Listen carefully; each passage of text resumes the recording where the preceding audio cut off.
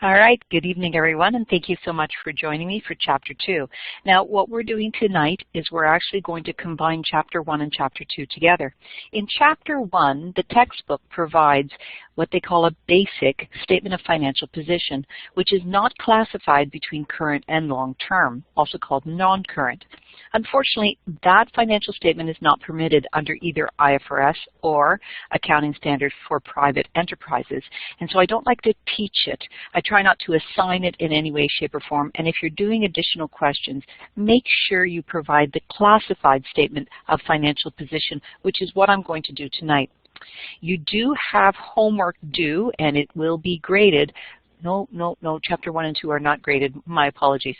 But you do have homework that I highly recommend you do for Chapter 1 and 2. That will be your first assignment. It's ungraded, but I recommend you do it anyway because financial statements are of critical importance, and the structure of the financial statements needs to be known not only for this course, but if you're moving on in subsequent courses because you're taking your CPA, that knowledge will transfer over into intermediate financial accounting. So knowing how to do the financial statements is of critical importance, and only the classified statement of financial position, which is presented in Chapter 2, is acceptable. So please ignore the basic statement of financial position from Chapter 1. All right, so looking at the agenda for today, it's all about the financial statements. So we're going to do first a quick review of last week's content, which is solving for unknown numbers from Chapter 1. Then we're going to cover account names and the importance of knowing the definitions, developing financial statements. So we're going to do the whole process, and then we're going to calculate some ratios from the financial statements. So let's get started. All right, question number 1. So we're just reviewing this solving for unknown numbers. Remember, if you have any questions, please let me know. But I'm also tying it into the flow chart that I introduced last week, which of course is the assets are equal to liabilities plus equity. We know equity is equal to owner's capital, which is also common shares, and retained earnings.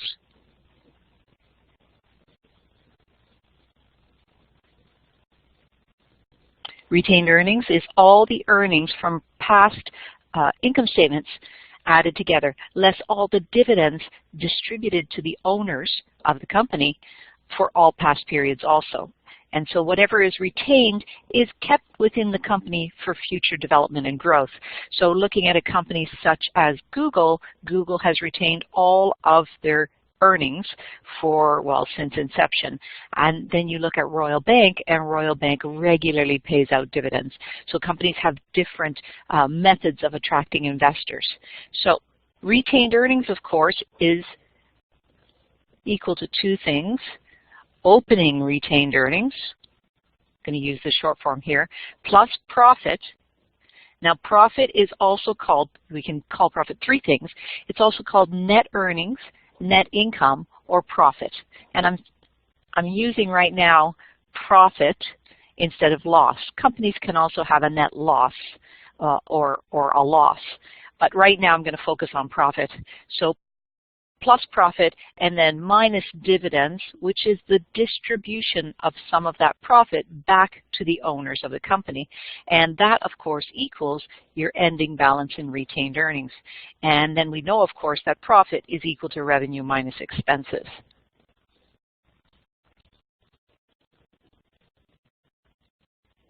And that flow chart shows the interconnection between the financial statements because we know revenue minus expenses is the income statement.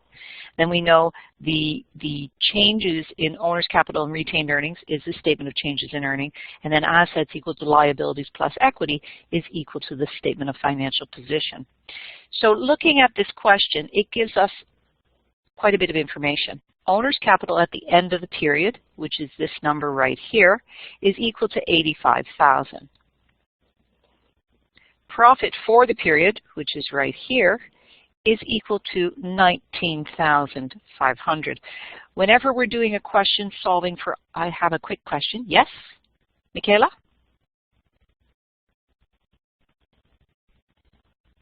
Why is there opening retained earnings? So that's a very good question. So wait, I'm going to go to a new page.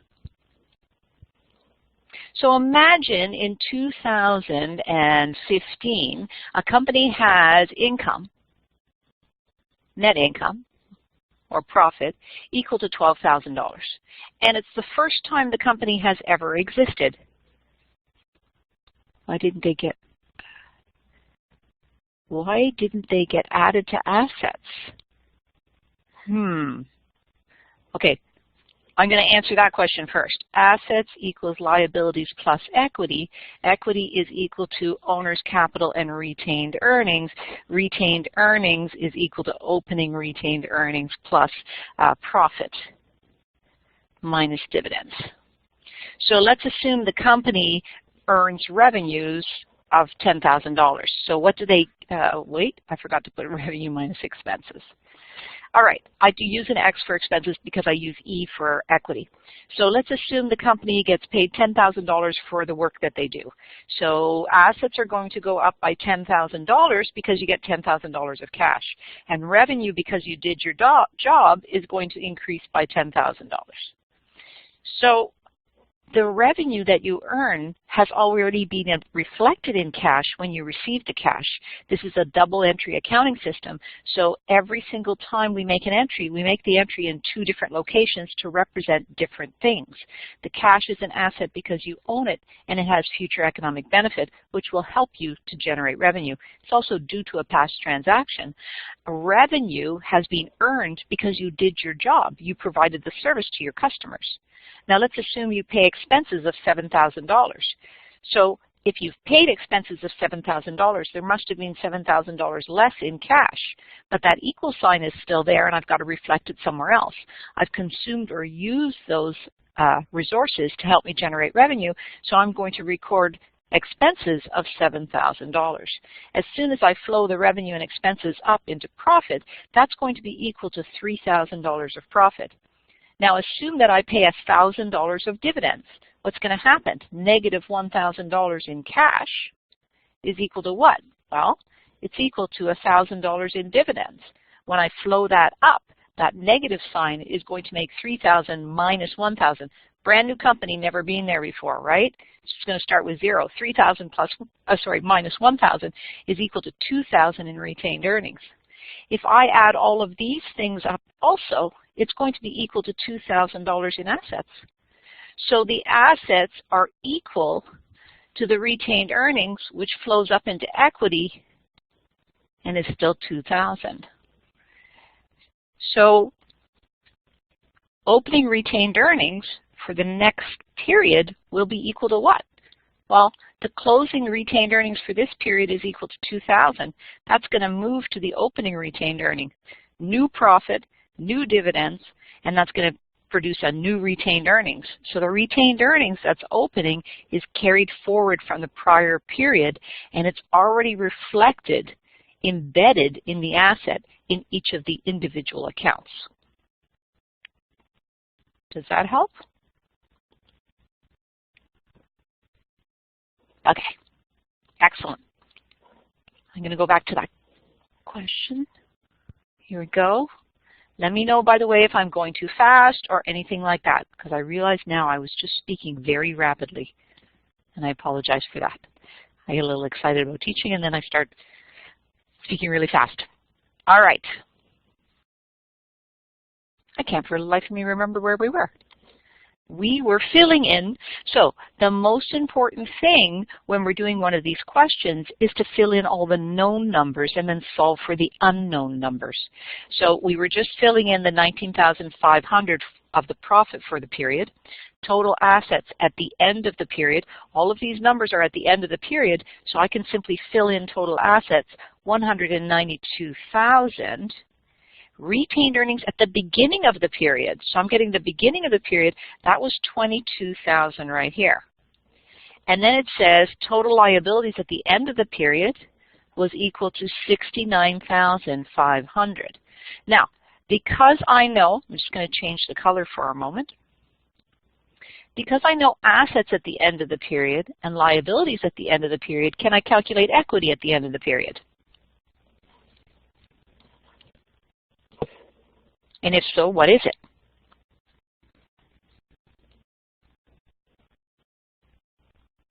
$122,500. So I can solve that because I can take the assets equal to liabilities plus X, solve for X. Equity is equal to $122,500. Perfect. So equity is equal to owner's capital, which I have right here, and retained earnings. Can I now calculate the retained earnings? Because don't forget, the $122,500 is equal to 85 plus X. Solve for X.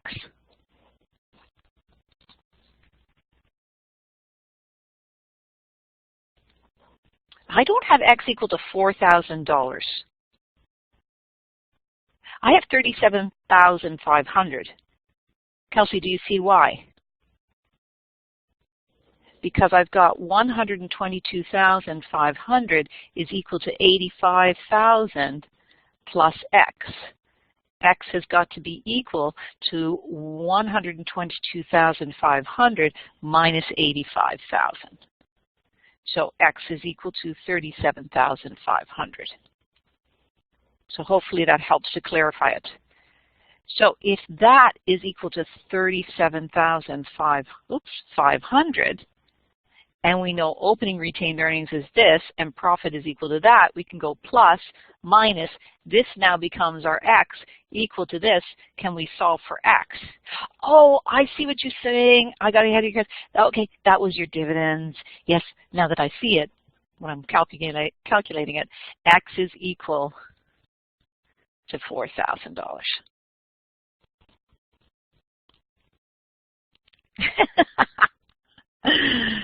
All right, so any question about solving for unknown numbers? There's some really challenging questions, but again, if you have some kind of structure, I used this flow chart structure this time because I knew that most of the balances that I had were ending balances, so I didn't have to use the one we used last week where I did opening, during, and closing.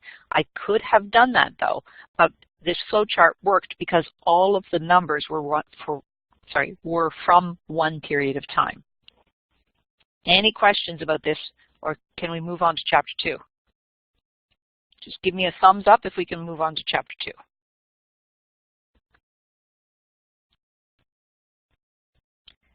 Okay, wait, is it not, Mark, is it not 6,000?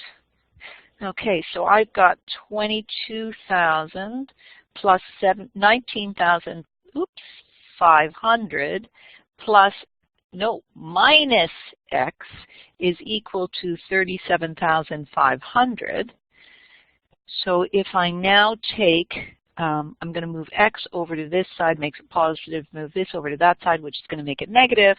And so I've got 22,000 plus 19,500 minus 37,500 is equal to X.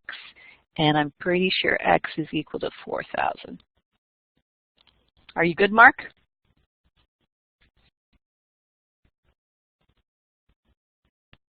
Just let me know if that made sense.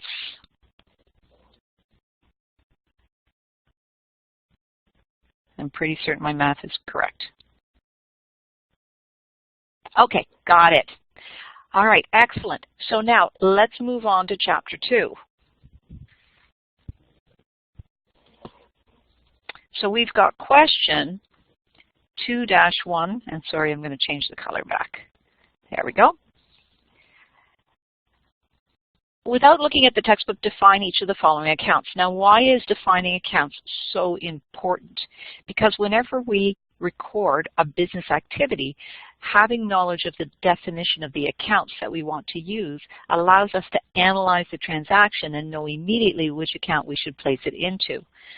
So I've given an example of how a definition should go. The reason why is often, if I say inventory, a student will give me the definition, the basic generic definition of an asset. And we know from last week that the definition of an asset is it's owned or controlled due to a past transaction, and it also has future economic benefit. But those things could apply to anything, but it doesn't help us in defining and understanding what each of the accounts is and what we should record in it. So I've given an example. I say define the account inventory. It's a product on your shelves that you bought from a supplier which you will sell to customers in the future. Inventory is an asset. So I just want to tie that asset in for a moment to the generic definition. So the product on your shelves, so that indicates that we own or control it. You bought from a supplier, that means that's a past transaction, and you'll sell it in the future to your customers. Well, that means it has future economic benefit. So I'm tying it into the definition of an asset without using the generic definition of an asset. So that's what I'd like you to do. So we'll go to the first one, and the very first one is accounts payable. So anybody want to give me a definition of accounts payable? Think about it for a moment.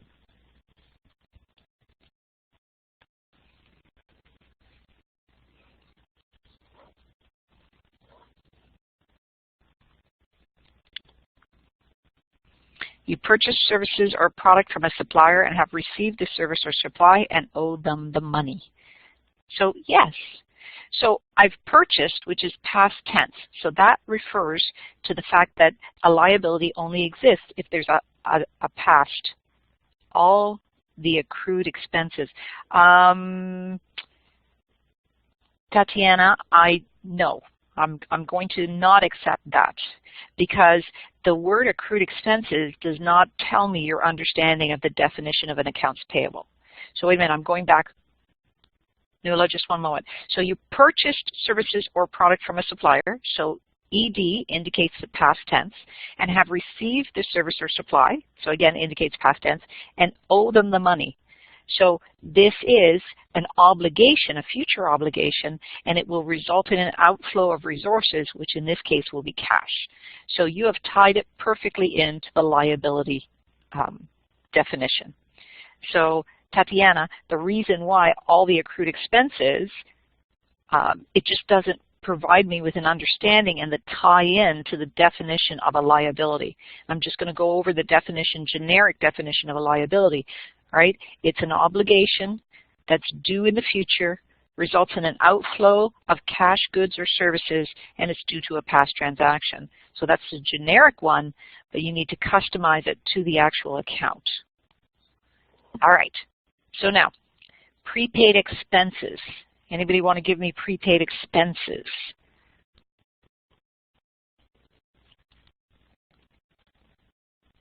Okay, so Amal, you have paid for ahead of time things you will use in the future. Why accrued is not acceptable? Just one second, Tatiana. Paid for a good or service that you haven't yet consumed, as in the things you will use in the future. So both Andrew and Emil, perfect, right? So paid indicates past tense. You've paid ahead of time. Things that you will use in the future or things that you haven't consumed yet, so they have future economic benefit. Tatiana, when I'm asking for a definition of the account, when you say it's an accrued expense, an accrued expense is a type of adjusting entry, and accounts payable are wait. Accrued expense. So accrued expense is a categorization of an adjusting entry, and we don't use it under the element liabilities. You could say accrued liabilities,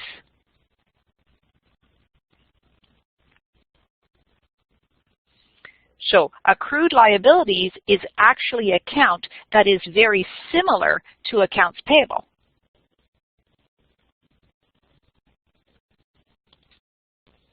So an accounts payable is when I purchase something from a supplier, receive an invoice, and enter it into my accounts payable system. In that case, I am naming the supplier, naming the invoice number, and I'm also indicating exactly what I purchased. So that's an accounts payable. An accrued liability is when I know I owe somebody something, but I have not as yet received an invoice. So I can't enter it in my accounts payable system yet because I don't have an invoice. Therefore, I do an accrued expense adjusting entry,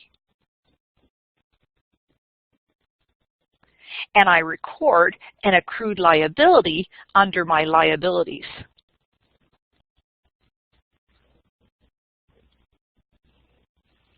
Hopefully that helps to clarify. Let me know if it doesn't. All right, so going back to the definition of prepaid expenses, I got the point. I just did not get into so much details with this. I understand that, but you got to think that if I'm asking you a question on a test or an exam, I'm asking you to demonstrate your understanding to me. And so I actually require you to tie it into the definition in your own words. It has, I mean, yes. So it's really important. I need to understand what you understand. And if you put down accrued expense, I don't understand what you understand, so I couldn't give you marks for that. So keep in mind, you're trying to communicate your understanding to me, and I'm not going to make any assumptions I'm not going to make any assumptions about what your understanding is. The only thing I can do is read what you wrote down and take it from there. So that's really important. This ability to tell me exactly what your thought process is something that I'm looking for on a final exam. All right, prepaid expense, we got, I'm just going to paraphrase, goods or services which have been paid for and you have a right to collect in the future from your supplier is one way of defining a prepaid expense, which is an asset. All right, the last one is unearned revenue. Anybody want to give it a try?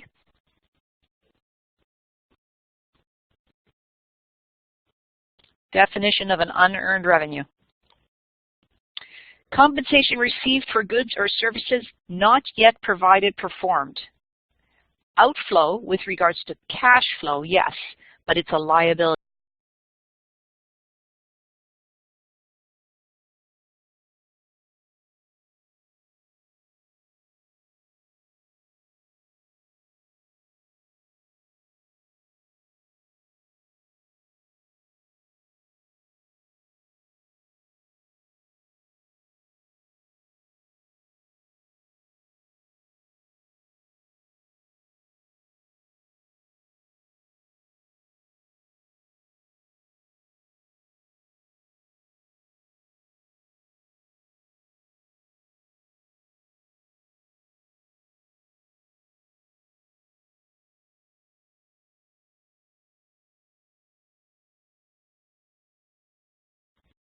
Hello?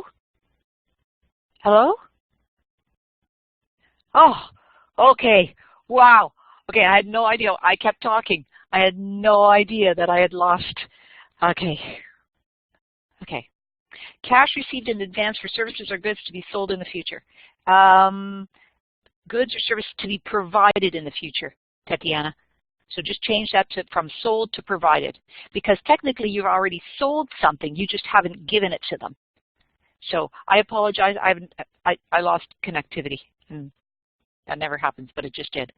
All right, you've received money for a service that has not yet been provided. So don't forget, it could be a good or service, Amel. Good services which are owed due to a receipt of payment. Yes, Michaela, perfect. Okay, so now we got a better idea, and you can see that understanding the definition of these accounts allows you to categorize your business activities a lot faster and know what account to use. So it's an important skill to have. All right, let's move on to the next question. It says to in question 2-2. So we're on to question, oops. Of course, it kicked me out of my, there we go. Okay, question 2-2. So we also have to think about the conceptual framework. So the conceptual framework is what we look to when we're deciding what we have to record and what we do not have to record. It's made up of the qualitative characteristics.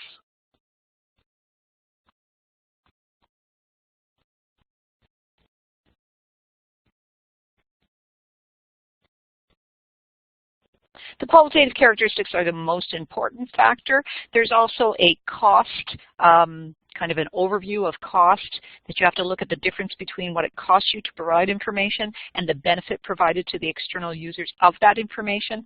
If the cost outweighs the benefit, then we don't actually have to record it the way IFRS asks us to. But the most important thing to look at is the qualitative characteristics, and it's what I want you to focus on from Chapter 2. So the qualitative characteristics is there's two fundamental.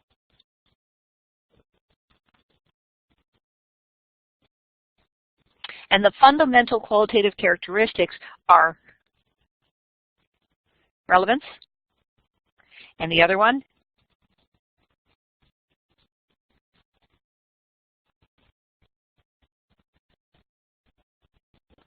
faithful representation. Now, relevance actually means two things. It means predictive value,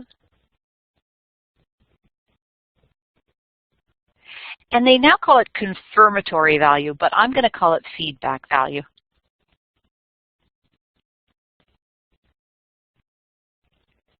So information is relevant, and that means it has the ability to change your mind if you can use that information to predict the future, or you can take that information and compare it to what your predictions were and then confirm whether your predictions were correct or not.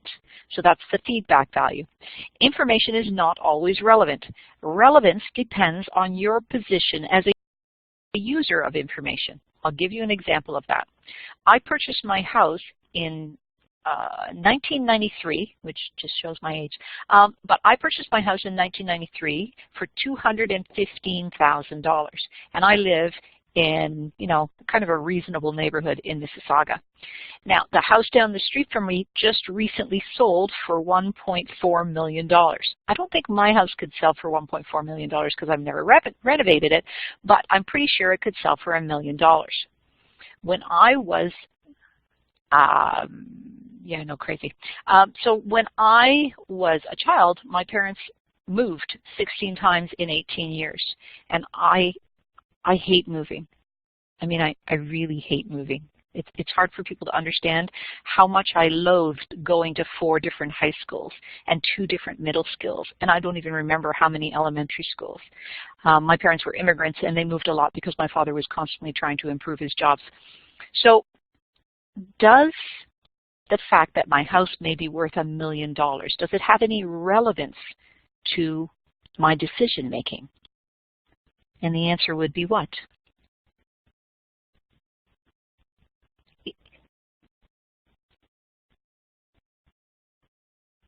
And you're all saying yes. And my answer is no. Absolutely not. I'm never going to move. Ever. Ever again in my whole entire life. My children never moved. They stayed in one school their whole life. Right? That information is not relevant to my decision making. It doesn't make any difference. It could be $1 billion. It makes absolutely no difference. Because wherever you move, you have to buy a more expensive house. So where am I going to move to? And then I have to move. You don't understand. I'd have to move. I'm never going to move again in my life. So there's zero relevance. See? Nuala knows what I'm talking about. So it has zero relevance for my decision making with regards to moving. Now, I would like to renovate my house. Thank you, Joanna. I would like to renovate my house. Is the information about the market value of this house relevant? And if so, why? So why is it relevant? Exactly. Exactly. And this is what I'm talking about. This is what I'm talking about. So relevance is dependent on the user of the financial statements, and it's dependent on the situation that user finds themselves in. So not everything is relevant, but the preparers of the financial statements are the ones that have to decide what is relevant. And that's why financial statements are called general purpose financial statements, because we cannot meet the needs of all the users, because we actually don't know what the needs of all the users is. Okay? So information has to have relevance, and the preparers of the financial statements have to decide what is relevant. Anything that they feel has the capacity to change the mind of any user would be considered relevant and therefore has to be included in the financial statements. Any question about relevance, or can we move on? We're good to go. All right. Faithful representation means 3 things. It means it's complete, free of error, and neutral. So let's go through. Faithful representation means that what's on the financial statements represents the underlying truth, not the legality, the underlying truth. And the underlying truth is defined by these three things. Information is complete, which means we haven't omitted anything that needs to be in there. It's free of error, so I haven't made a mistake in my financial statements.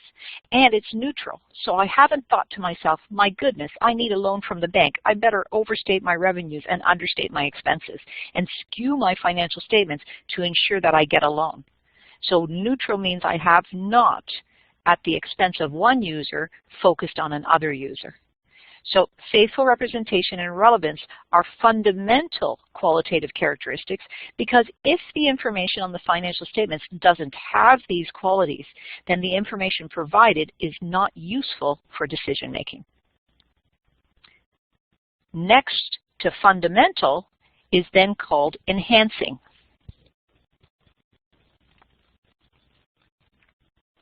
Enhancing qualitative characteristics are nice to have. They're not absolutely necessary, but they are very nice to have, and we try to ensure that they exist. And again, when I say the word we, I mean the preparers of the financial statements, which is management and the accountant. So enhancing is understandability.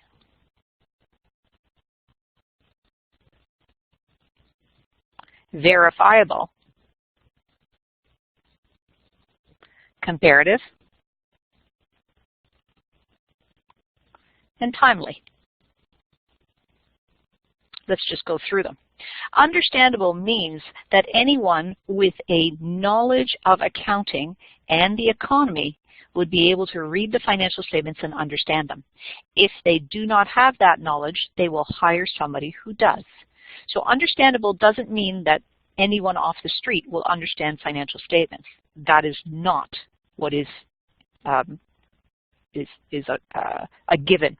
What is a given is the individual who's reading the financial statements will have a level of sophistication that will allow them to understand what is on the financial statements. But it also says that the financial statements will not be so complex that no one can understand it. Verifiable means that if three individuals, so verifiable means two things. One, it means that if the information is based on some kind of source document, we'd be able to go to the source document and look at it. So that's one form of verifiability. But the second is that if the information is based on an estimate, that three individuals looking at that estimate would come up with approximately the same estimate. So verifiable does not mean we're all going to come up with the exact same number if we're estimating, but we'll come up with a very similar number. Comparative means that we are going to use accounting policies within an industry that will allow the external users to compare my company against another company within the same industry. So that's one thing about comparability. But comparability also means that the accounting policies that we use will be consistent within the company over time. So comparability means that I can compare company A to company B, but it also says I can compare company B in 2016 to company B in 2017 and 2018, and that I'm not going to change my accounting policies so that I can't compare them year to year. And then finally, timely means that the information is provided quickly enough to still have the capacity to change people's minds. So for instance, if I looked at the selling price of the house down the street 8 years ago, when we were in 10 years ago, 8 years ago, 2010. So we were in an economic decline. There was a contraction in the economy, and house prices were actually declining. So if I looked at that time period, that information from 8-10 years ago is no longer timely information, and it doesn't have the capacity to change anyone's mind. So information has to come at us fast enough that it still is relevant for our decision making. So these are the qualitative characteristics. This is required. So it's required that the preparers ensure that these qualitative characteristics exist in the information that is provided in the financial statements. Without these qualities, the information on all of the statements would not be useful for decision making. Any questions about the qualitative characteristics?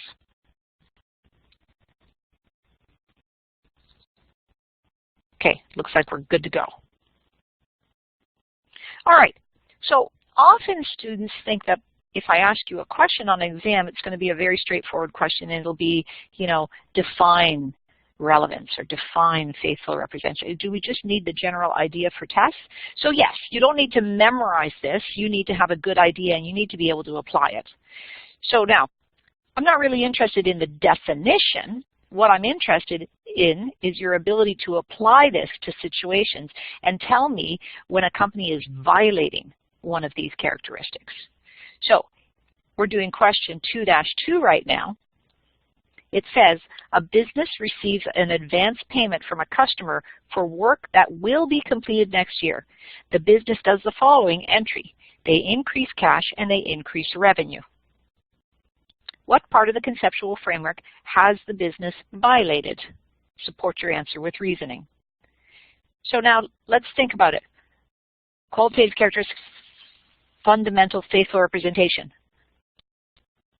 So the question becomes, why do you think so? You're saying they've violated this. It's incomplete, but it's not incomplete. They've included this transaction. Faithful representation because it's against accrual accounting. Against accrual accounting. We shouldn't have recorded revenue. Okay, now why shouldn't we have recorded revenue? It's unearned revenue. But wait a minute, let's go back. Why should they not have recorded revenue?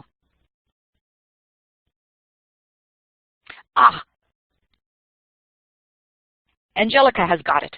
No services completed yet. Exactly, until next year. And that's the crux of it, right? So we can say, just a second, I'm changing my color.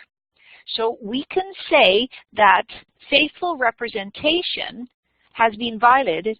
It is not free of error. And why is it not free of error? Because they've recorded a revenue when the service has not been provided yet. So recording a revenue is incorrect. Exactly. This is an advance payment, and we haven't done our jobs, so we can't claim revenue. And then you should be able to tell me what we should do, and as noted, we should record it as an unearned revenue. So first of all, you've told me why it shouldn't be recorded as a revenue, and then you should tell me how it should be recorded. So tell me why it's a mistake what they did, and then tell me how to fix that mistake. So keep in mind that I'm asking for more than simply faithful representation has been violated. I want faithful representation has been violated because revenue can only be claimed when we've done our job, and we haven't done our job. Instead, we should record an unearned revenue as a liability because we owe the customer a service in the future. So this is way beyond just saying, wow, we violated this. We also, by the way, we violated comparable or comparative, because if we include it in revenue this year in 2018, but we didn't include it in revenue in 2017, we can no longer compare the company from year to year. In addition, if other companies don't do something like this, then we are no longer comparable between two companies. So we have also violated comparability. Right? So it's not just one thing we've violated, it's more than one.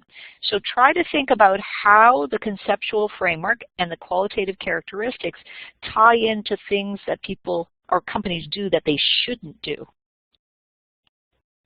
Any questions? So should it be included in revenue for next year instead of this year? It should only be included in revenue when we have finished our job. Because if you're looking at assets equals liabilities plus equity, if we've received the money, cash is going to go up, which is an asset because we own it and it has future economic benefit. So cash is going to increase, right? Equity would only be if revenue happened, which is when I do my job, and I haven't earned revenue, so I can't claim revenue. It's not an expense because I haven't used or consumed anything. It's not a dividend because I haven't distributed any income from the company. Is it a liability? Do I owe a customer a service in the future? And the answer is yes. So this is a liability called unearned revenue. Now, when I actually perform the service, what happens? Well, what did I get? I got back my IOU. See, I give the client an IOU right here. I owe you a service.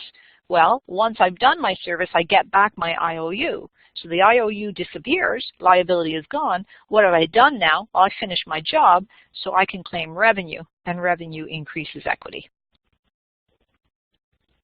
So it's not that it's going to be included in revenue next year. It's going to be included in revenue whenever I do my job. Okay, just as a heads up, P2-9B is a good example of applying the conceptual framework. Also, I believe E2-10 is a good question for applying the conceptual framework. So you might want to note down those questions and give them a try. All right.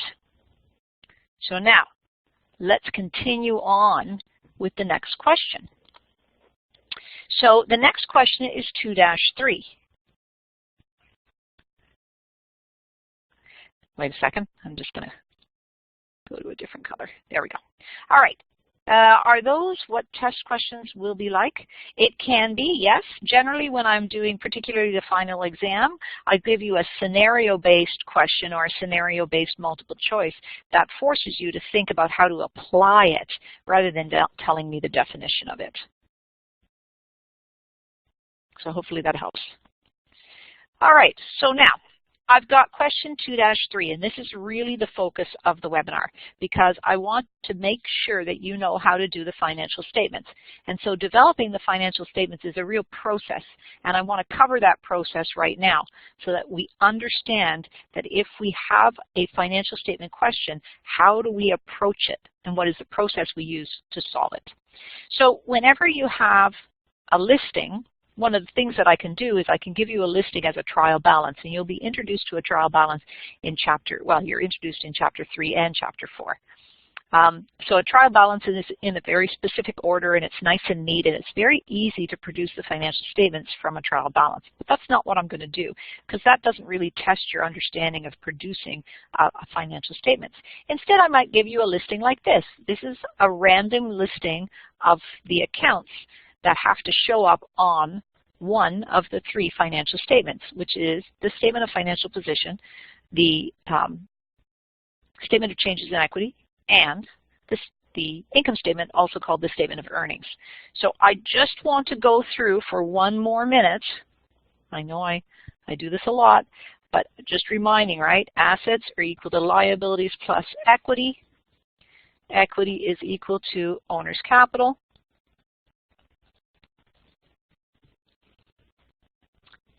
Plus retained earnings.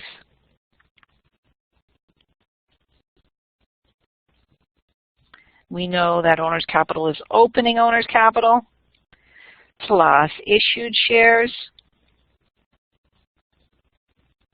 minus repurchased shares. That's equal to closing, and this is closing owner's capital. Retained earnings is equal to opening retained earnings plus profit, also called net income or net earnings, minus dividends.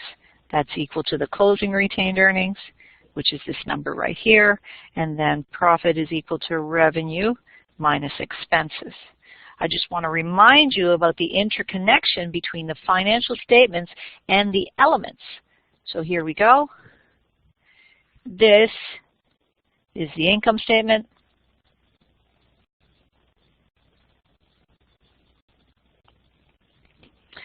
This information right here is the statement of changes in equity.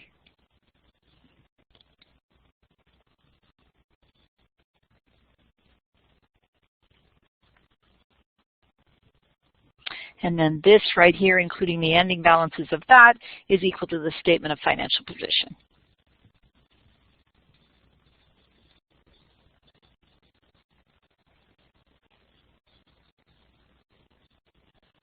I want to remind you that the cash flow is also represented, but I will not ask you to do a cash flow until Chapter 13 when we're actually doing cash flows.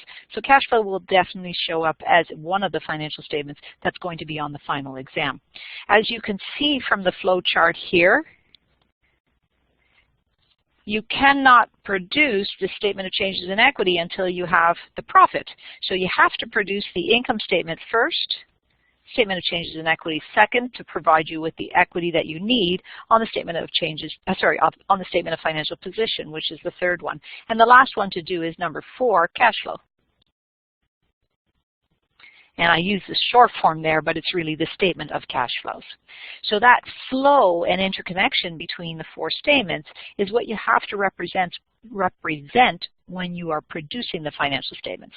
The structure of the financial statements are fairly well set, and we need to reflect that when we're actually creating the statements. The structure has to be appropriate.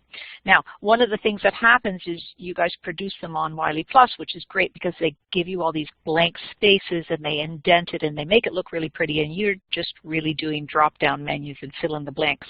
So keep in mind you practice a few financial statements on a piece of paper on your own, because otherwise you're going to have difficulty reproducing them when you're in an exam situation. All right, so I usually do not give you this on the exam, but you can certainly do that on the exam right beside each of the accounts. And I suggest you do that because it makes checking your financial statements a lot easier. So when we're looking at these accounts, we want to divide them into their elements. And we know what the elements are. The elements are, of course, asset, liability, equity, revenue, and expenses. Expenses I'm going to denote as an X. But assets are actually divided, if we're doing a classified statement of financial position, assets are divided into subcategories. So there are current assets. Will we split current and non-current assets and liabilities, which is exactly what I was going to do.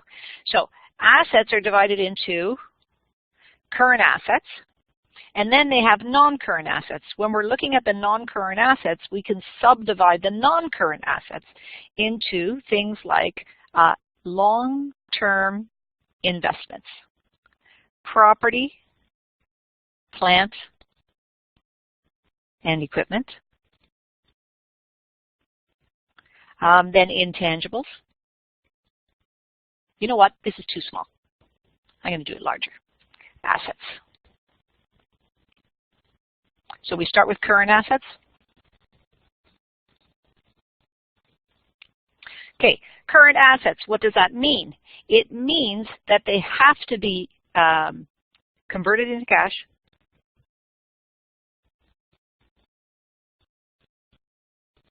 used, or consumed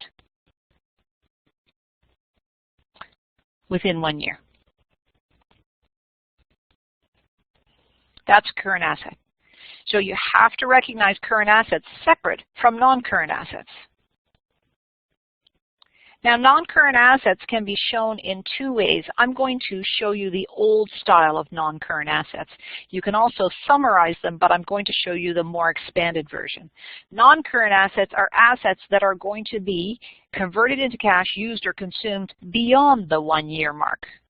So that's why they call them non-current. And we can subdivide them into 5 categories. Long-term investments, which are investments such as the stocks and bonds of another company that we hold in order to generate revenue.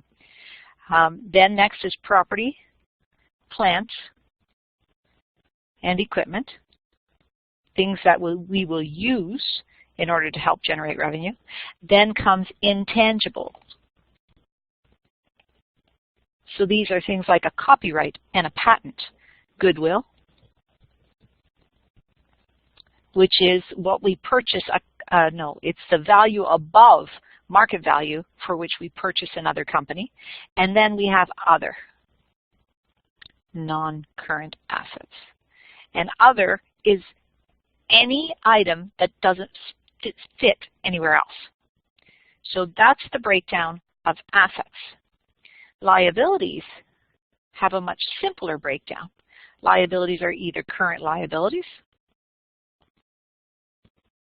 or they're non-current liabilities.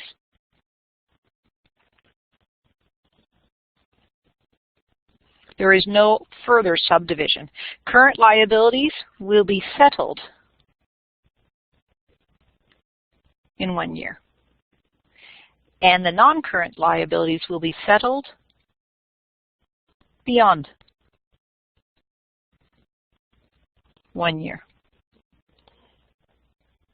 All right. Nothing else is subdivided. These are the only two elements that are subdivided into multiple groupings. And the reason they're subdivided into groupings is because each of these items, particularly here, have a different characteristic. And because they're different characteristics, IFRS requires us to report them separately for the information to the external users. All right. So I have short forms for this. Current asset, long-term investment, property, plant, and equipment, intangibles, goodwill, and other non-current assets. Current liabilities are current liabilities, and non-current liabilities are non-current liabilities. So I use those short forms when I'm categorizing each of those accounts so that when I produce the financial statements, it becomes a fill-in-the-blank exercise. And I think that makes it easier, and students tend to be more successful. So looking at this, we're going to do the exact same thing. I'm going to do the elements first. So prepaid rent is an asset because I've paid in advance for my rent, and now I have a legal right to collect the space for the next 2 months. So that is a current asset. I'm not going to do the financial statements yet. Fees received in advance. Anybody want to hazard a guess? Don't forget, we got current liability, non-current liability. Current liabilities, so fees received in advance. There's no indication whether this is a current or a non-current liability, but unless they tell me it's non-current, I believe it's always current. So this is a current liability. Excellent. Travel expense is simply an expense. Supplies. Current asset. Absolutely. Likely that you're going to use or consume them within the upcoming 12 months. Accounts payable. Current liability. Rent expense is obviously expense. Accounts receivable. Current asset. Bank loan payable due 2020. Well, if we look at this company, this is in 2018? No, wait 1 second. I'm looking at my copy of the question. Oh, 2017. There we go. It's 2017, 2020. This is a loan payable, so this is a non-current liability. Thank you very much. All right, wages expense is an expense. Cash is a current asset. Retained earnings opening. It is and it is not. When we look, just 1 second. Oops. When we look at this, retained earnings opening is this number right here. And that's not what's going to show up under equity on the statement of financial position. It's only going to show up on the statement of changes in equity. And therefore, I do not denote it as anything because I don't want to by accident put it on my statement of financial position. So I simply leave it as unknown, okay, or as unclassified. Income tax expense is an expense. Prepaid insurance, what are our thoughts on this? Current asset, absolutely. Common shares is also called owner's capital. Equity, absolutely. So I'm going to use the E for equity. Depreciation expense is an expense. A patent. What do we got? Yes, it is an intangible, which is a non-current asset. But keep in mind that I'm not going to use non-current asset because remember when we were looking at that breakdown, I said that non-current assets, we don't actually use the term non-current assets. We use these terms right here. Okay? So think about it broader than just putting down non-current asset. We're going to break it down into its subcategories. And so this is an intangible. Dividends.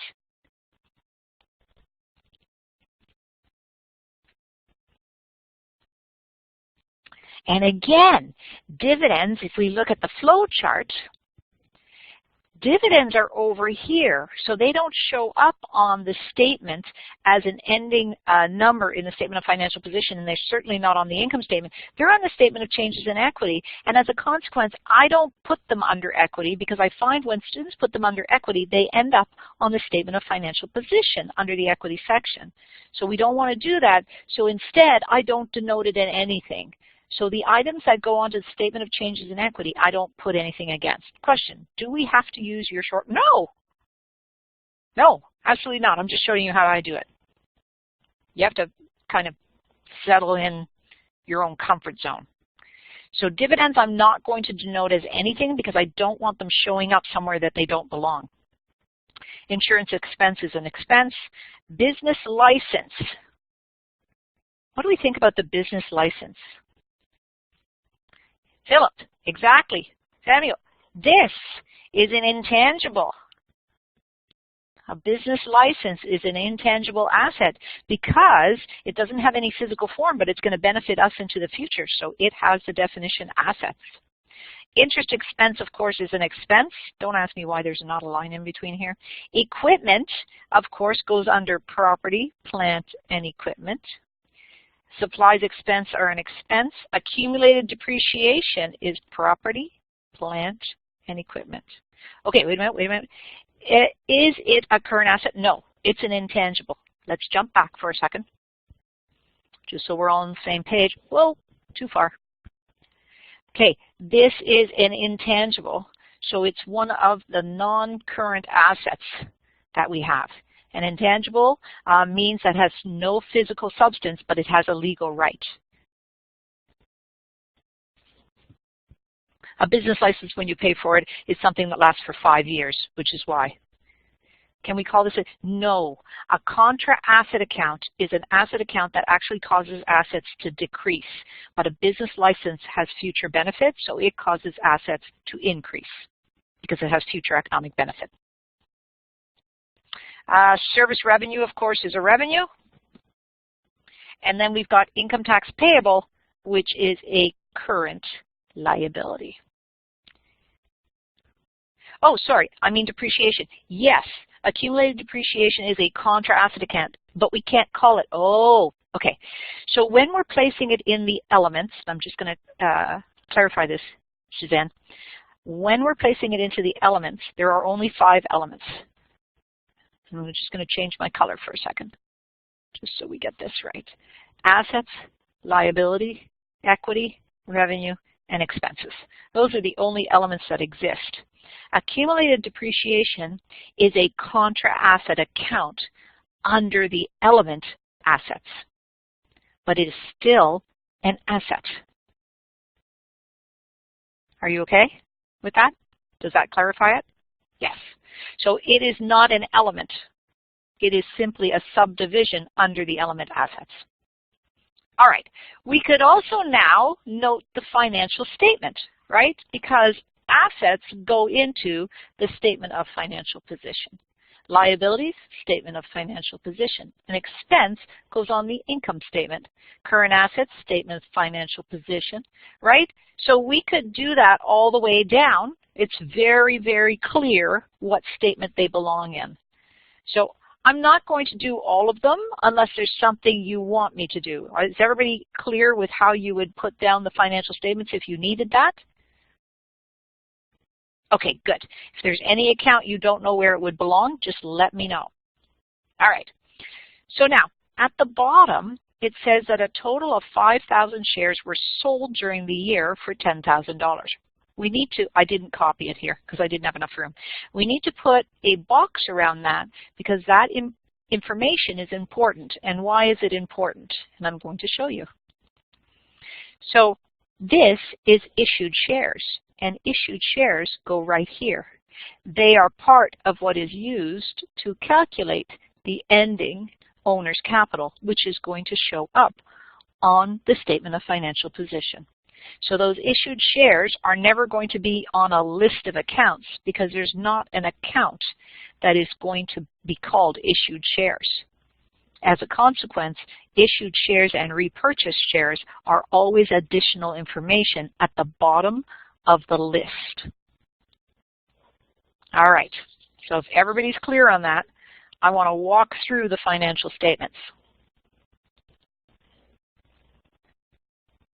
Okay, it looks like everybody's clear. So now, let's start the financial statements. The financial statements always start, don't forget, from the income statement. They always start with the company name.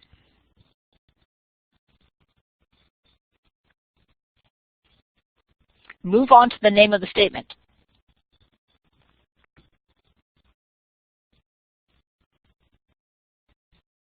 Then always the date. Now, let's go back here. The dates for both the statement of changes in equity and the income statement are year-ended, year-ending, year-ended, or period-ended. Could be month-ended. Could be quarter-ended. Both of these statements are for a period of time, and so there has to be some indication in the title that it's for a period of time. Only the statement of financial position is as at, which is at a point in time. But all the remaining statements, by the way, cash flow, by the way, is still the same. Cash flow does this same thing. So the statement of changes in equity, the income statement, and the cash flow are all year-ended, period-ended, or month-ended, or quarter-ended. There has to be an indication of the period of time that's being covered. So this is the income statement. This is for year-ended.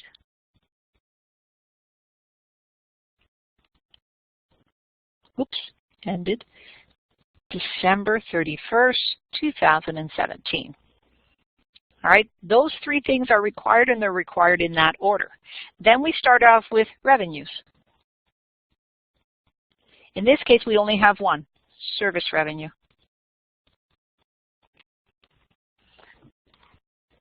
Oops, $89,000. Now, if we had more than one revenue, let's say we had service revenue and interest revenue, we would have to have a total called total revenues. So keep in mind, if there's more than one row under a subheading, then you must have a subtotal. We don't have any more than one row, so we don't have to have a subtotal. Then I have expenses. And I'm going to list the expenses. I've got rent expense. And these are simply the expenses that I denoted when I was going through the list of accounts. So I've got rent expense, I've got wage expense, which was $18,500. I've got travel expense,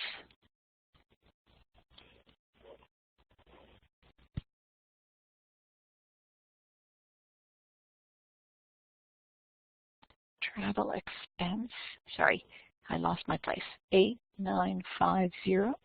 I've got depreciation expense, $6,000. I've got insurance expense, $2,400. Supplies expense,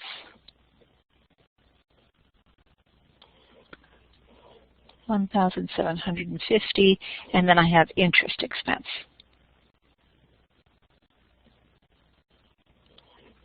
which is $1,320. There's my expenses. Does the order of the income statement matter? So, okay, two things. Amel, income tax expense, you skipped it. Yes, I absolutely did. That's because these expenses are what's called operating expenses. They are under the control of the corporation because the corporation has the ability to change it. But income tax expense is prescribed. It is placed upon the company by the CRA, the Canada Revenue Agency. And as a consequence, it's never, ever, ever included with the other expenses. It has its own line item, which I'm going to show you in a moment. Chelsea, does the order on the income statement matter? So no, it doesn't, but on Wiley Plus, in order to ensure that students, so a computer is infinitely stupid, and it only does what a human being tells it to do. So the only way that we could do automatic grading is if students all put in the order the same way, because the system won't be able to deal with the fact that I put wages expense before travel expense and you put travel expense before wages expense. So Wiley Plus requires you to enter all the expenses in order of magnitude from the largest to the smallest. And because Wiley Plus asks you to do that, I automatically do it when I'm taking up questions. Can we short form on test as you have done here? Absolutely, as long as it makes sense. So sometimes I'll have students do SR for service revenue, and then they'll have an interest revenue, and you can't do that. You can definitely do service revenue and do revenue as REV and expenses as EXP, but I just ask you not to make it so short that I can't understand it, because I've had that before, where there was an an SE for supplies expense, and then there was an SE for some other expense, and I didn't understand, and then the numbers were wrong. It was very confusing. So just write enough so that I understand. Reasonable short forms. Okay.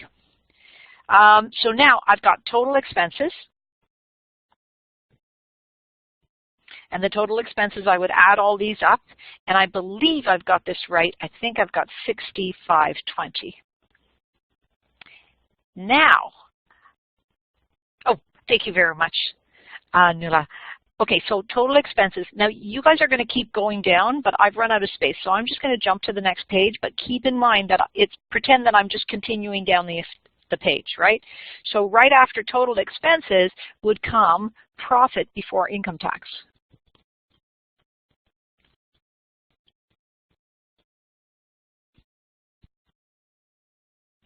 And that profit number would be calculated as 89,000 subtract the 60,520. That will get me my profit before income tax, which is, profit before income tax, I believe it is 28,480. Oh, yes. Angelica, thank you very much. Okay, so that's the profit before income tax. Now I do the income tax expense.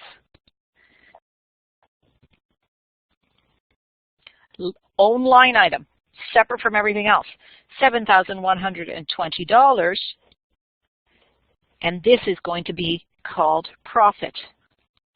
Profit can also be called net earnings or net income. All three of these are acceptable. So we've got profit, which is equal to $21,360. Now remember, according to our flow chart, that profit is going to flow up and complete part of the statement of changes in equity. And that's what we're going to do right now. Any questions about any part of the income statement?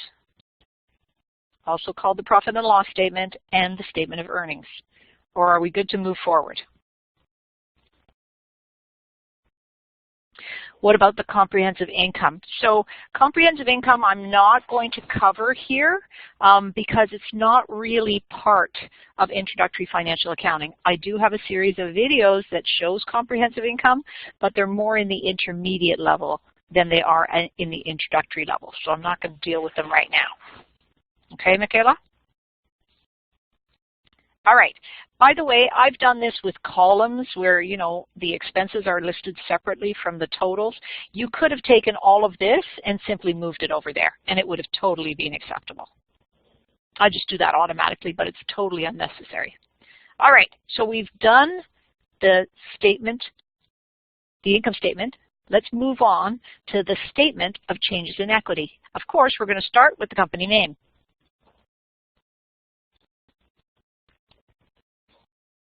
Going to move on to the name of the statement.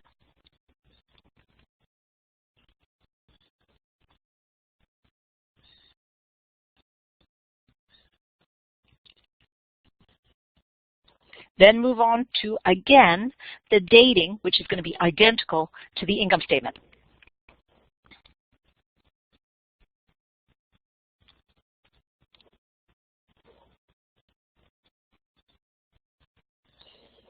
All right, now the statement of changes in equity, the focus is on calculating the movement in owner's capital and in retained earnings.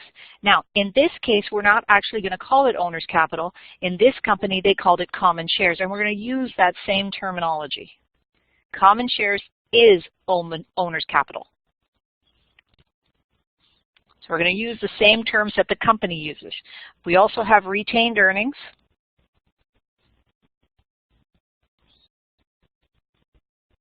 And then we have a total column.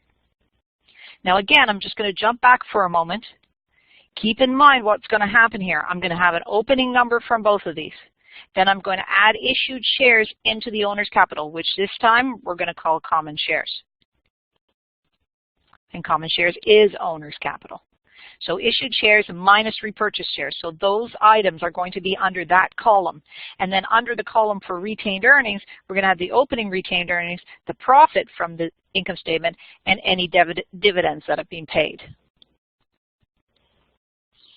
Okay, so start with opening.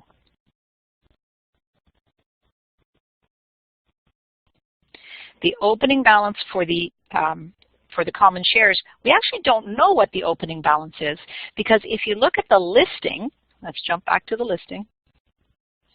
If you look at the listing, where is the common shares? This number right here is ending. The only time it's not ending is if we see the word opening. And we didn't see the word opening here, so this indicates that this is the ending balance in common shares, also called owner's capital. So we can't put in the opening balance because we don't know the opening. They told us below the chart what opening is. Oh, no, they didn't. They told us below the chart that the total of 5,000 shares was sold during the year for $10,000. So they told us some movement. Yes, I agree, Andrew. I'm just going to work backwards to show that. No, no, no, we would work backwards to find it. I'm just going to show you me working backwards. So if it becomes more complicated, you know how I would do it. No problem. All right, opening balance, we've got nothing under common shares, but we do have the retained earnings opening balance because they told us that opening balance. It was $10,989. I can't put in the total yet. Then I'm going to go through the things that are on the flow chart. So issued shares. And they told us we issued $10,000 of shares. There's never any shares under retained earnings, so we're going to put the 10,000 over here. Then we repurchase shares. There's no repurchase shares, and when there is no repurchase shares, just leave out that row, leave out that line item. So now I jump over to retained earnings. I've already got the opening balance. What's next in the flow chart? Next is net income or profit. And we have that. Profit never impacts common shares. Does the order, you mean the order here? Opening balance has to be first, ending balance has to be last, and everything in between doesn't matter. The only reason I use this format, this order, is because, whoops, yes, because it walks through, right? I want to do a walkthrough, and I start with the opening, I go to the issued, I go to the repurchase. Then I start with the opening, I go to the profit, I go to the dividend. And by following this format, I make sure I don't miss any lines. So do you have to have this order? No, I do it as a memory aid. So profit over here goes into the retained earnings column. How do I know that? Because of the flow chart. We had profit of $21,360, add 0 and $21,360 together. It's $21,360. And then I have dividends. And we had dividends on our chart, remember? So let's just go back to our chart. Our dividends is something that I didn't put anything in. So here it is. Dividends are $19,250. Dividends never go under common shares because the flow chart tells me that, and it's negative $19,250. negative 19,250. And then I need my closing balances.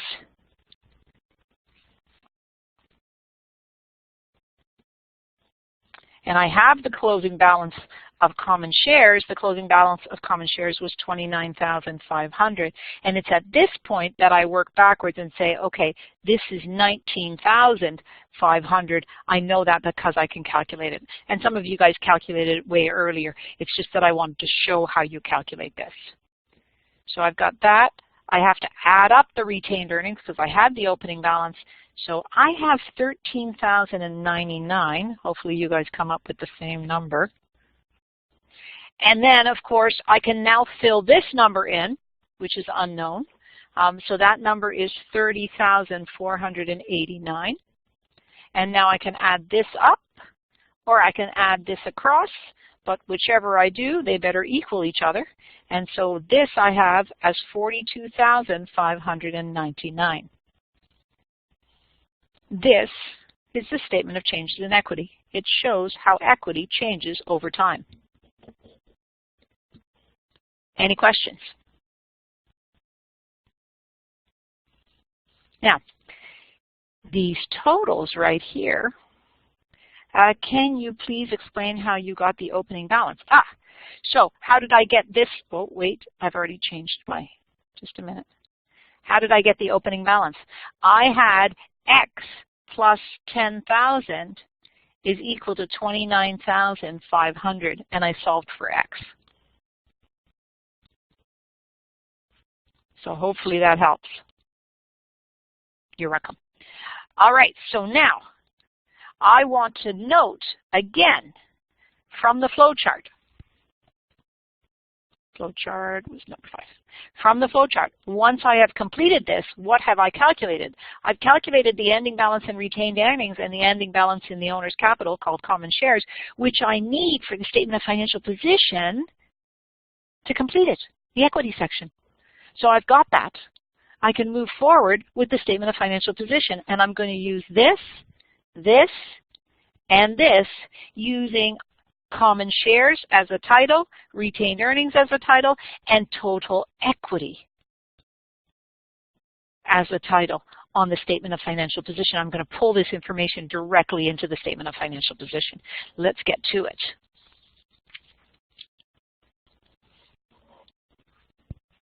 So I'm never going to be able to get the whole statement of financial position on one slide, so just be aware that I'm going to flow into the next page. Okay, we start with, of course, name of the company,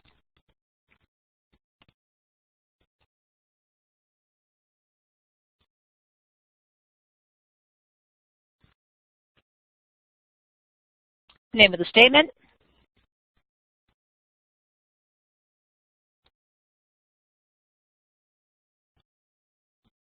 and again, as at a point in time, 1 single second. I'm going to start with assets. I'm going to go to current. And then I'm going to list my current assets. The order of the current assets is so important. It's got to be in order of liquidity, which means how fast can I either convert it into cash or use or consume it. I start with anything that I'm going to convert into cash. Well, cash already is cash, so I'm always going to list cash first. I'm going to then move to accounts receivable. Accounts receivable will be converted into cash very shortly, so that's the second item. Then supplies. Supplies will never be converted into cash. They will be used or consumed. So that's why they follow the items that are cash or will be converted into cash. If I had inventory, inventory would go right in there. If I had short-term investments would go right in there. All right, supplies, I've got prepaid rent, 3,600, and then prepaid insurance. And that would be 2,400. The order of these three things, which will all be used or consumed, actually doesn't matter. You could change this order in any way, shape, or form that you like. These will all be used or consumed, so their order is unimportant. But the order of cash and accounts receivable is critically important. Now we've got total current assets. And that total current assets is $29,689. So we've finished the current assets. Now, non-current assets can be listed in two ways. I'm going to do a new page so we can see. I can either do the following.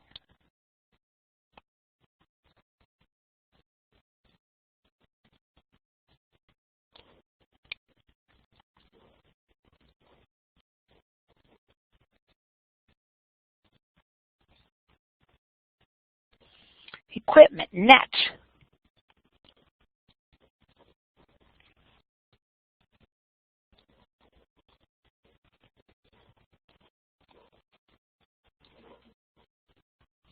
And that would be the only thing.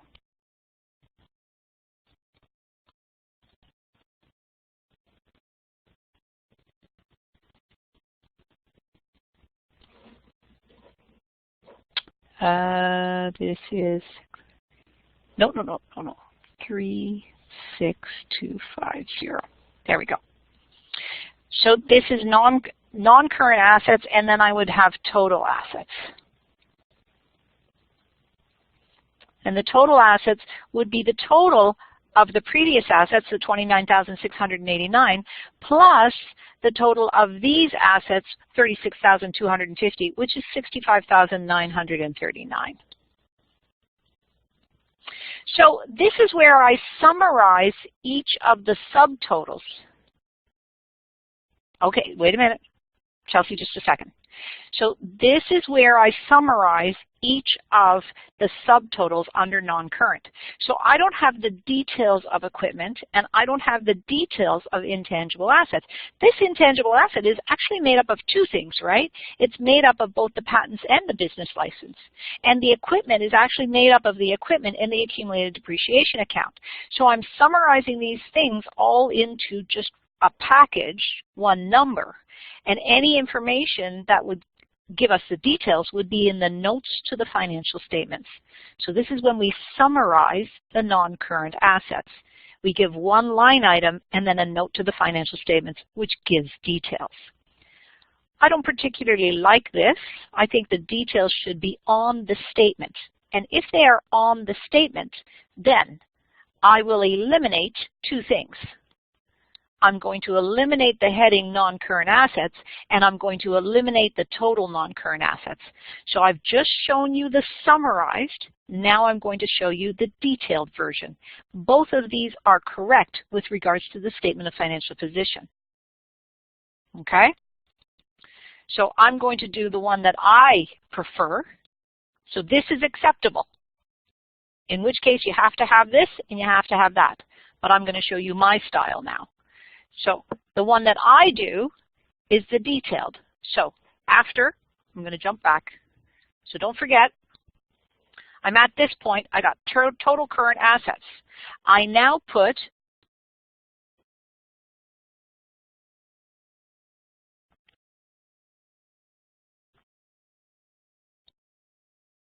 so notice I've got a heading. It's a subheading. It's called property, plant, and equipment. And then what I'm going to do is I'm going to do my equipment. And then I'm going to do less accumulated depreciation. So my equipment is equal to $32,000. My less accumulated depreciation is $12,000. I don't put it in brackets because I already have the word less. And then I have total property, plant, and equipment. And over here, I put that total as $20,000. So notice I don't have a heading called non-current assets because I'm doing subheadings with details and then a subtotal. Now I'm just going to continue this. Next, I would have a heading called Intangibles. I would put down the patent, which was $15,770, and then I would put down the business license, and that would be $480, and then I'm going to put total intangibles, and that total intangibles would be the $16,250. Then I'm going to put total assets. And the total assets will be the total of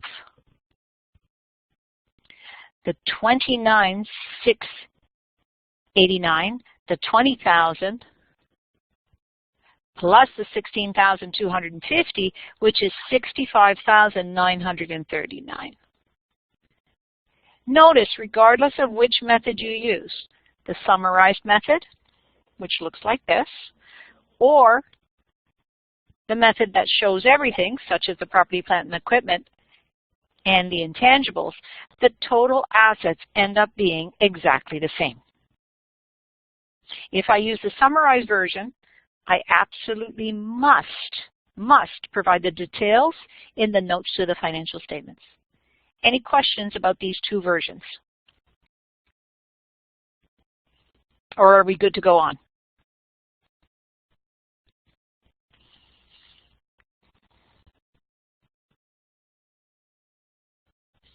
Okay, perfect. So let's keep going. We're now going to do the title.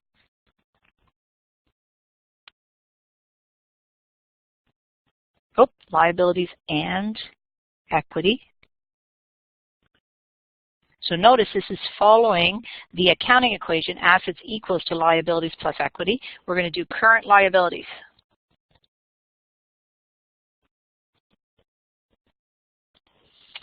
Going to list the current liabilities, which are, of course, accounts payable.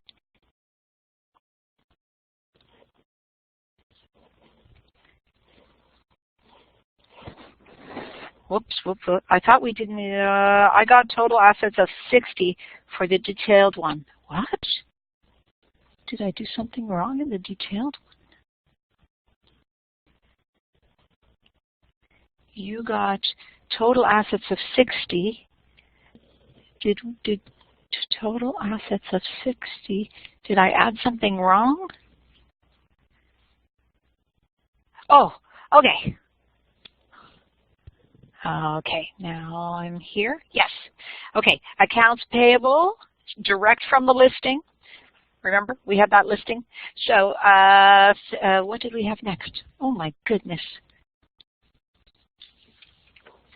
Wait a second. Fees paid in advance. Right, my apologies.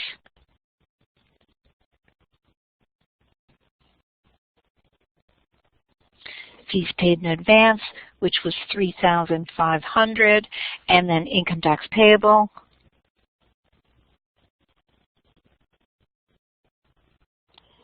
Which is $5,000. Now, keep in mind, accounts payable must be listed first. After that, it's in order of when it will be paid or settled. Okay, so in this case, we can't really tell when the fees paid in advance will be settled or the income tax payable will be settled, so the order doesn't matter. Then I've got total current liabilities. And the total current liabilities will go over here, 340. All right, so now we've got non-current liabilities.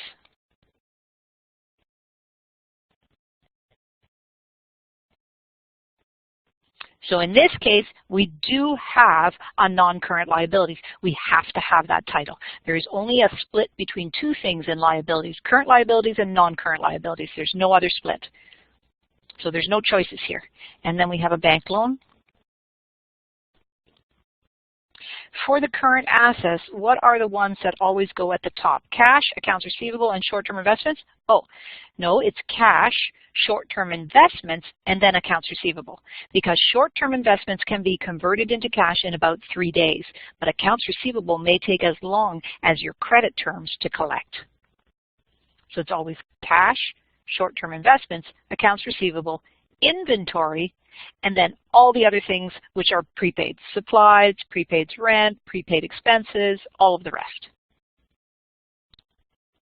Okay, bank loan, 2020. And because there's only one line item, I don't need a total non-current liabilities because I only have one line item. So I'm going to put this directly over here. No subtotal non-current liabilities because I only have one line item. If I had 3, I would do a subtotal. And next I have total liabilities. And the total liabilities are these two amounts added together, which is $23,340. So now, keep in mind, you're still just completing the whole page. You're still just moving down. I'm going to do a new page here, and I'm going to start doing the equity. Equity will be in the order of the columns on the statement of changes in equity, and they will be equal to the amounts from the statement of changes in equity, because that's why we do the statement of changes in equity. So in this case, we've got common shares, and the common shares were 29,500, and we have retained earnings.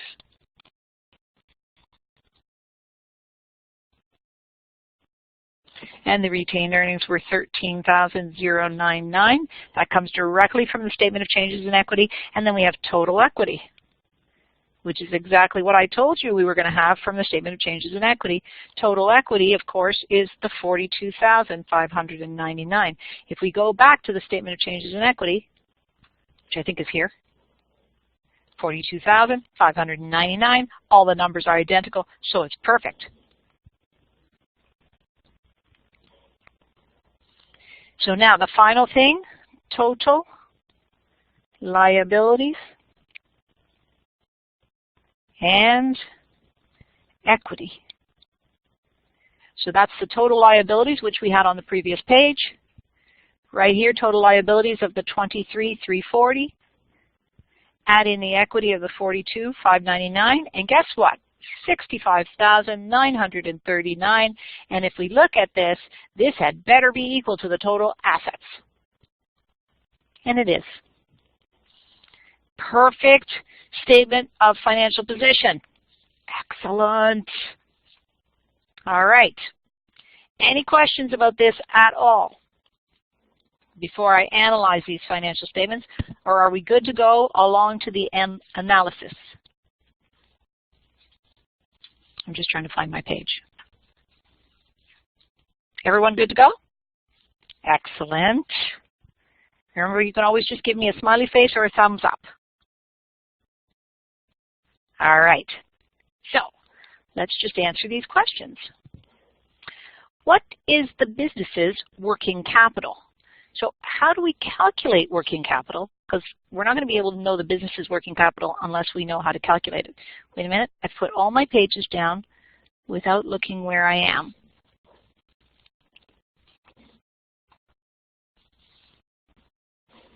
Where's my pages? There we go. Okay, here we go. My apologies. So what is the business's working capital? So working capital is current assets minus current liabilities. So current assets are $29,689. Current liabilities are $11,340. That is equal to $18,349. Okay, so this is a liquidity ratio. It measures the short-term ability of a company to pay down their debt as it comes due. Positive is good, but we have no idea how good. Only when we compare it can we know whether it's good or bad, because it says, would you consider this working capital good? We don't know if it's good. It's a number and it stands on its own. Positive is good, but how good is it? We have nothing to compare it to. We need a benchmark.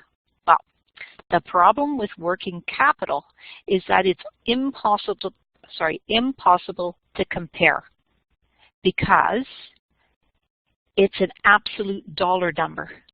So you can't compare companies of different sizes.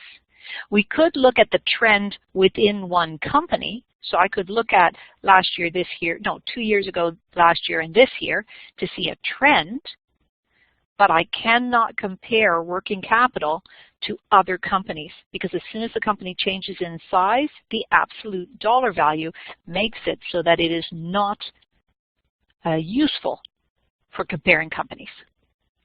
All right, but positive is a good thing. Okay, so next, that was working capital.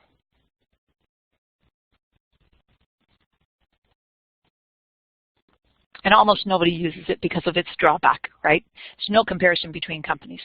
So instead, what could we use? We could use a current ratio. The current ratio is current assets divided by current liabilities. So a current ratio removes the scale aspect. It removes the size aspect and makes it into a ratio. So if we compare this, this would be 29,689 divided by 11,340. Well, 29,000 is greater than 11,000, so I know it's going to be greater than 1. It's actually 2.61. How do we write the current ratio? We say it's 2.61 to 1.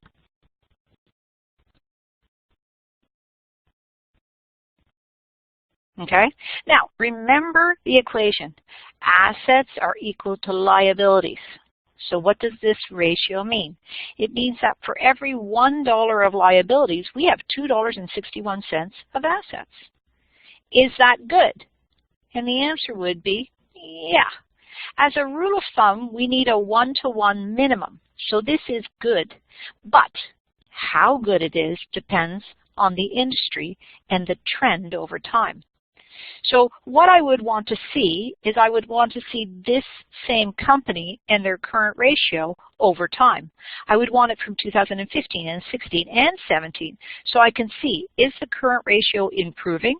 So maybe in 2015 it was 1.92, and then in 2016 it was, 2.11, and now in 2017 it's 2.61. So that tells me that it's an improving trend. I might want to know that the industry average in this industry is, 1.75. Well, now I think this company is great. But if I find out the industry average is 3.69, now I think they're improving, but they're not doing great. So ratios are only valuable if we have some kind of information to compare them to, either the company in the past or other companies within the same industry. We cannot compare current ratio between different industries, companies from different industries, because Rogers, for instance, Rogers Cable, they have a current ratio of 0.78. That appears very bad, but because they have such good money management skills and they have a steady stream of cash flowing into the company, that current ratio is not a problem. All right?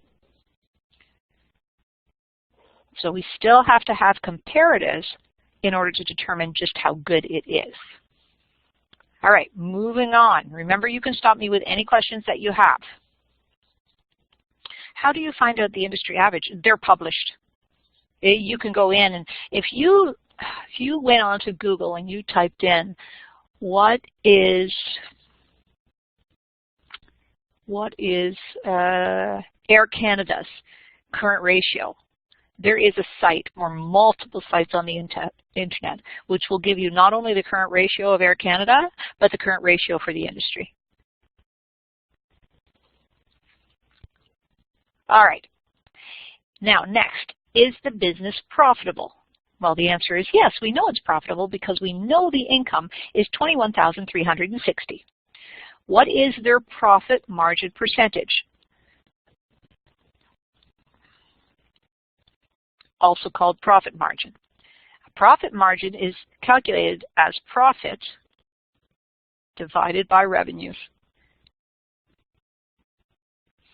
In this company, the profit is $21,360 and the revenues are $89,000. And so the profit margin is 24%. Again, is this good? I skipped 2 questions. What? What?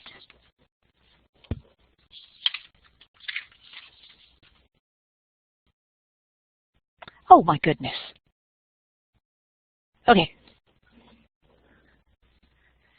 Yeah, no, I totally skipped the 2 questions. I missed them. I don't know how I managed to do that. It's because I double-sided the printing, and I just turned the page without remembering that I double-sided the printing. Totally my fault. Let me do these questions first. So review the statement of financial position. Is the business financed mainly through debt or equity? What would this mean to someone analyzing the financial statements? So let's just look at, is this financed mainly through debt or equity? And the answer is, this is, I'm just going back to the statement of financial position. Here. Yes. No. Nope. I need the next one. No. Why am I having so much trouble? Here we go. Okay. Is this company mainly financed through debt or equity? There's only one way to know that. We have to compare the debt to the equity. So we know that we've got total liabilities of $23,320. And we have total equity of $42,599. So if we look at those 2 things and compare them to each other, we will quickly see if they are debt or equity financed. Just 1 second, I'm looking for. Yeah, I know. I don't know why. Okay, here we go. There we go. I was looking for my statement of financial position, so I didn't have to memorize the numbers. All right. So how do we calculate whether it's debt or equity financed? We calculate total debt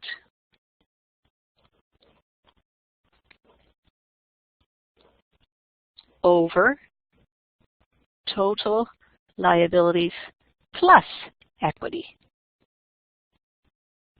Now remember that this is also equal to total assets. Right? If we do that, if we divide these 2 numbers, we get 23,340 divided by 65,939, which is equal to 35.4%. That is the debt financing.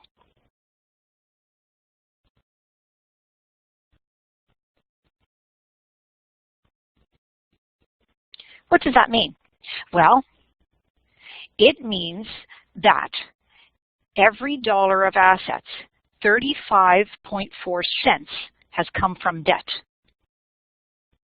But it also means that 64.6% is financed through,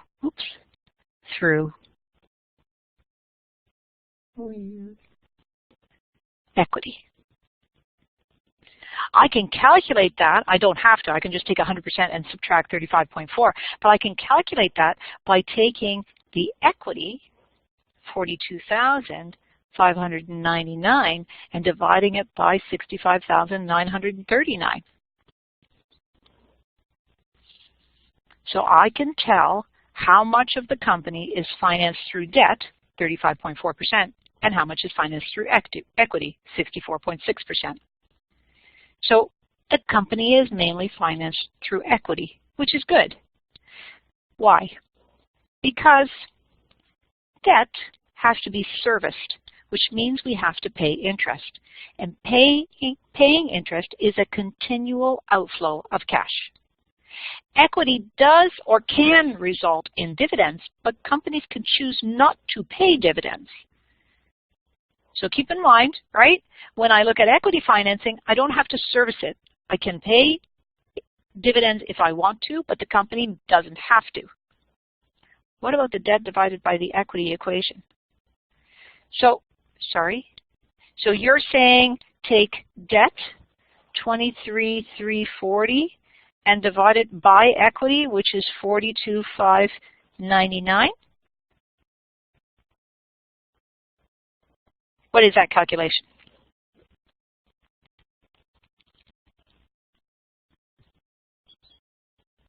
No, I know that. I mean, what's the number? 54?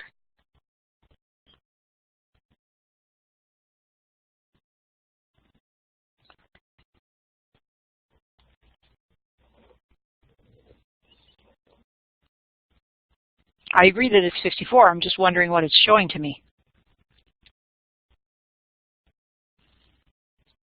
Because the debt to equity ratio is calculated as amount of debt divided by total assets, or amount of debt divided by total liabilities and equity, 54.8.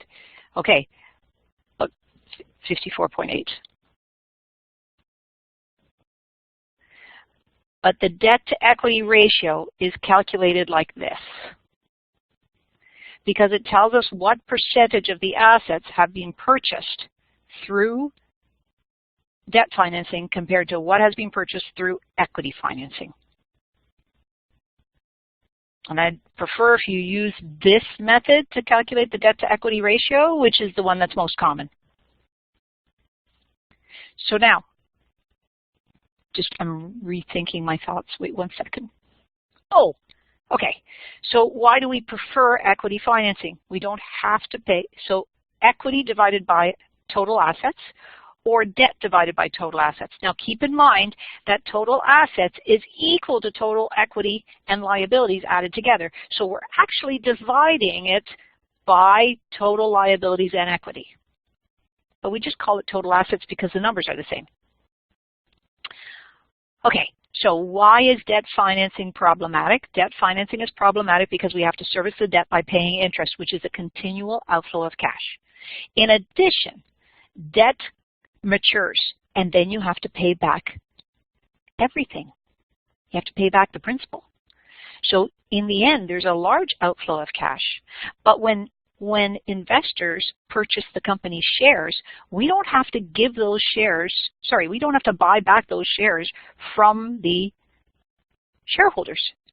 So there's no maturity of shares. There's no requirement to repay the shares at the maturity date because there is no maturity date. So there's not a huge outflow when the company is financed through equity, and there's not a servicing in the form of interest, although there can be dividend payments. But again, dividend payments are the choice of the management, the board of directors in a corporation. All right? So the problem with debt financing is we have to service it through an outflow of interest, and second, we eventually have to pay it at maturity. So it's preferable, creditors in particular, prefer equity financing to debt financing. All right. So I think we've covered that one. If you were a bank and this business came to you for a loan, would you loan them money? Support your answer with reasoning, information you obtained from the financial statements. Well, the answer would be probably yes. Okay, tell me why.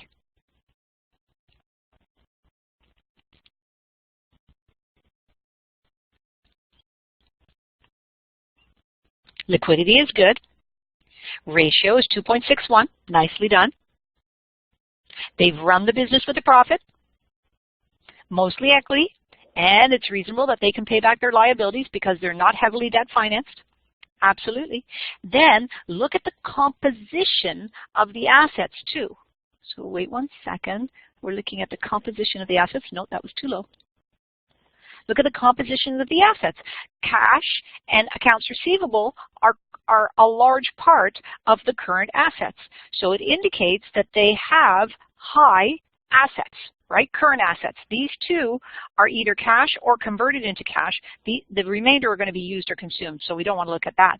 But the cash and accounts receivable, and then if we look at their current liabilities, their current liabilities are only $11,340. So if I take the current liabilities and I compare it to the current assets, which are greater than that, I have excess liquidity with which to service debt. So the answer is yes, for all of those reasons. Not for one of the reasons, but for all of those reasons. And what this question shows you is you can't look at any ratio in isolation. You want to look at all ratios when you're answering a question. All right, now we can move on to the question that I, for some stupid reason, skipped. Whoops, wait 1 second. Profit margin. That's where I went off the rails. Now I've lost my sheets. Just 2 seconds. No, it's not this one. And I had to throw my glasses on. There we go. So profit margin. We've got the profit divided by the revenues. It's 24%. And they said that the standard in the industry was 35%. So did we agree that this profit margin was good? Or bad? Or what? Thoughts on that?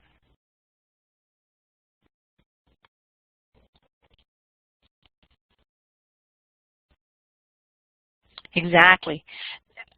Remember, so it's not great. It's not even good. It's just, let's just be honest. 11% below the industry average is not good, because that indicates that we're in the lower end of our overall industry. So this is not a good profit margin. Now, it appears to be good because it's 24%, and many companies would be killing to make 24%. And this is an unrealistic example, by the way, because most companies make between, 6. Some companies make only 5, let's say 6 to 10%. So it's an unrealistic example, but what I want to point out is that you might think this is great because it's 24%, and you previously had been investing in the airlines, and airlines on average make between 4 and 5%. But the fact is, in this industry, this company is not doing so well because in this industry, 35% is the norm. So I wouldn't invest in this company because this company doesn't have a very good profit margin. Right? Now again, can I say I wouldn't invest in this company based on this one ratio? And the answer would be no. I wouldn't want to. But I would definitely have to put in the back of my head, well, their profit margin is lower than the industry average, which means there are many companies in this industry which probably have profit margins in excess of this. Okay? Now, what is mitigating this? This is only their 4th year of operations. It can often take more than 5 to 10 years to establish a new business. So it may be, sorry, I think, did I say this was the 4th year of operations? I think I said that at the beginning of the question, right? They have been running for 4 years, yes. So it may be that this company still needs time to establish itself as a new business. Okay? But keep in mind, we still want to keep in the back of our head the fact that they have a profit margin that's 11% below the industry average. And keep in mind that we could not say whether 24% was good or bad unless we have something to compare it to. Okay, what is the earnings per share? So, how do you calculate the earnings per share? The earnings per share, and I'm going to do a very basic calculation. We're going to move much closer to the actual calculation when we do Chapter 11, which is shareholders' equity. Right now, we're just going to take the profit, $21,360, and we're going to divide it by what?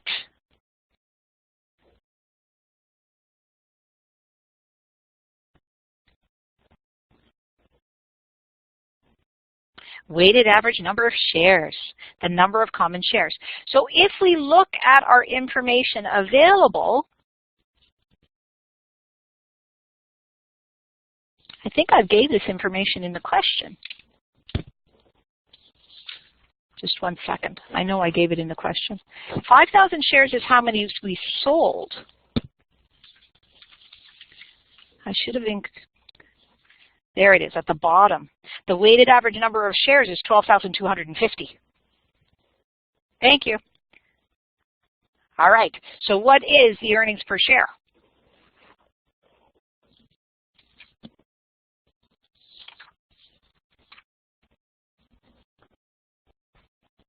I got 1.7436, which is approximately 1.74 per share. So what does the earnings per share show? it shows the profit earned on each common share. It determines the return on investment for the shareholders. It's a critical number. If you've ever seen the release of financial information from any company, one of the things that is screamed from the rooftops on every single radio station when they do that report on business, 2 minutes report on business, is the earnings per share of companies, because it really indicates how much the investment of the shareholder has made, what return the investment the shareholder made in the company is returning to the shareholder. All right, and we're going to do a far more complicated calculation as soon as we move on beyond this chapter. Keep in mind that earnings per share, because it's an absolute dollar value, cannot be compared between companies. It is not possible. It's an absolute dollar value. It has the same drawback as working capital. Absolute dollar values cannot be compared between companies. So earnings per share should never, I sometimes hear it in reports, but it should never be compared between companies because it's an absolute dollar value. All right, so what is the price-earnings ratio? The price-earnings ratio does the same thing for earnings per share as the current ratio does for working capital. The working capital is an absolute dollar value and cannot be compared, but the current ratio has been changed into a ratio, so the magnitude has been removed, and now you can compare it between companies. Well, the price-earnings ratio does the exact same thing. It is the market price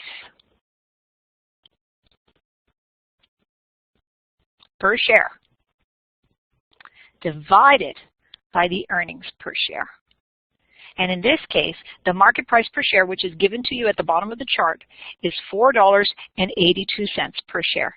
And the earnings per share we just calculated is 1.74. And so this is equal to 2.41.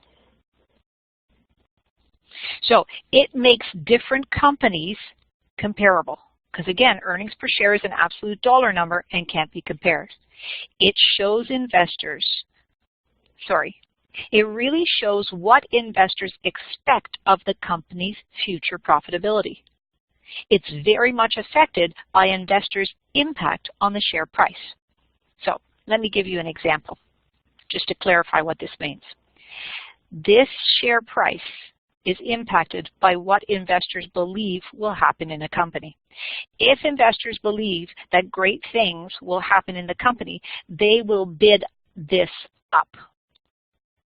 But earnings per share is the actual earnings divided by the weighted average number of shares, and that is not controllable by the investors. So what this reflects is investor expectations.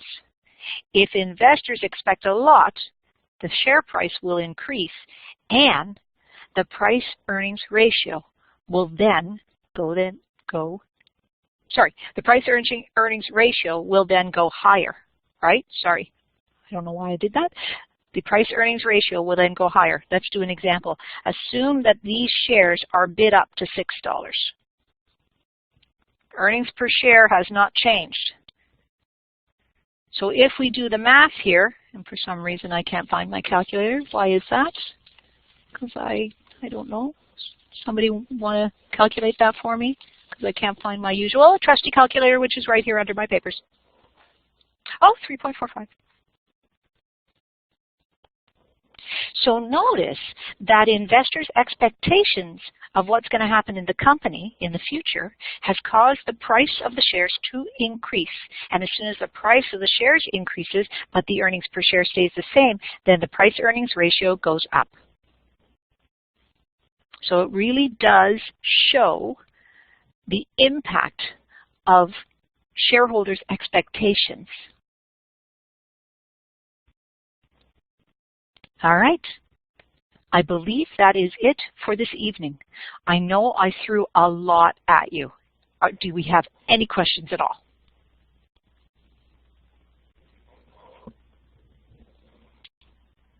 Anything at all? Or are we good to go? All right. Priya, thank you very much. Excellent. Okay, so notice, I'm going to go over it again, right? Don't forget that you have an assignment due on Wiley Plus. Margins somewhere else in the book. We did the profit margins, but more margins are going to be shown in Chapter 5. You are very welcome, Vanessa. You are welcome, Trent. All right, if there's no questions, don't forget your Wiley Plus assignment. I know it's ungraded, but I am urging you to do it regardless. All right, guys. Thank you so much for joining me. And remember, if you have any questions, post them to the discussion board. More than happy to help in any way I can. You guys are very welcome and have an excellent evening. And I'll see you on the discussion board.